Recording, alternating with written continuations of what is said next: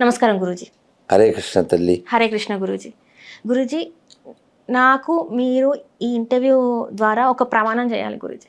మీరు చేస్తున్నట్టేనా? అంగీకారమేనా? ఏమిటో చెప్తే. ఏంటంటే మీరు ఏమైనా తప్పు చేశారా? ఏంటి విషయం? అంటే చాలామంది ఏంటంటే మీ మీద కేసులు పెట్టాలని, మిమ్మల్ని జైలుకి పంపించాలని, మీరు మాట్లాడేది తప్పు అని చెప్పేసి చాలా మంది మాట్లాడుతున్నారు. నిరూపించాలిగా. ఈ మధ్య కాలంలో చూసుకుంటున్నట్టయితే నేను మంత్రం చెప్పేశాక మీరు కంటిన్యూ చేద్దరు తల్లి. శ్రీరాఘవం దశరథాత్మజమప్రమేయం సీతాపతిం రఘుకులాన్వయరత్నదీపం ఆజానుబాహుమరవింద దళాయతాక్షం రామం నిశాచర వినాశకరం నమామి. రామం నిశాచర వినాశకరం నమామి. హరే కృష్ణ కృష్ణ కృష్ణ హరే హరే, హరే రామ రామ రామ హరే హరే. భారత్ మాతాకి జై.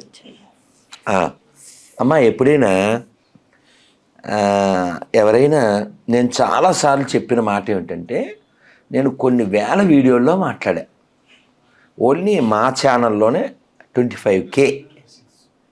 ఇప్పుడా చూడలేదు, 26 అంట. 26,000 వీడియోలు ఉన్నాయి నా గొంతుతో. ఏది ఓన్లీ మా ఛానల్. ఇంకా మీలాంటి ఛానల్స్ ఇంకో 1000-2000 ఉంటాయి. సో దాదాపు 30,000 వీడియోల్లో నేను మాట్లాడిన తప్పు అని నిరూపిస్తే నేను వెంటనే దాసోహం అంట. Dasu is going to be దాసోహం వితౌట్ అహం. ఇంత దేశం కోసం మాట్లాడుతున్నారు, దేవుళ్ళ కోసం మాట్లాడుతున్నారు, మన ధర్మం కోసం మాట్లాడుతున్నారు, అయినా ఇంత వ్యతిరేకత మీ మీద ఎందుకంటారు? ఎప్పుడైనా శుభ్రానికి అశుభ్రానికి పడుతుందా? వెలుక్కి చీకటికి పడుతుందా? సత్యానికి అసత్యానికి పడుతుందా? ధర్మానికి అధర్మానికి పడుతుందా? నిజానికి అబద్ధానికి పడుతుందా? ఇప్పుడు మీకు అర్థమయ్యేలా చెప్పాలంటే, మీరు దొంగ అంటే సారీ సార్ అంటాడా ఏంటి? అండం. ఎవడ్రా అని ఎదురొస్తారు. ఎందుకని? వాడు దొంగే, కానీ వాడు దొంగ అని ఒప్పుకోడు.